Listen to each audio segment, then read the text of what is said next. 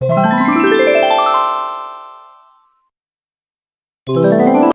children, the last topic is literature. Sanskrit and Tamil were two languages that made progress during the Chol period. Kamban translated the famous epic Ramayana in Tamil. The famous epics of the south were Shilapdikaram and Madimekhalai.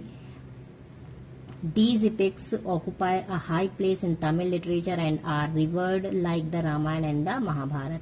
These epics also provide valuable information on South Indian history of early period.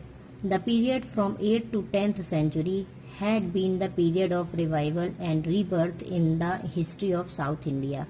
During this period, progress was made in the political, cultural and religious areas as well as in art, architecture and trade. From this point of view, the period can be said to be the glorious period of the sociocultural excellence. So students, जो literature था संस्कृत और Tamil language का उस समय में बहुत progress की Chola period में.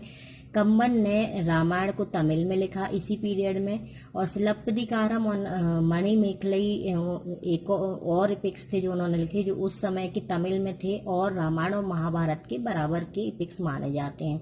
और ये जो एपिक्स थे इन्होंने जो साउथ का जो स्टार्टिंग का जो हिस्ट्री है इंडियन हिस्ट्री उसको इसमें बताया है और बहुत जानकारी मिलती है. तो इस तरह से 8th से 10th सेंचुरी में जितने भी ये रीबर्थ और रिवाइवल हुए और जितने भी ये शासक हुए, इन सब से हमारे भारत की हिस्ट्री के बारे में जानकारी मिलती है.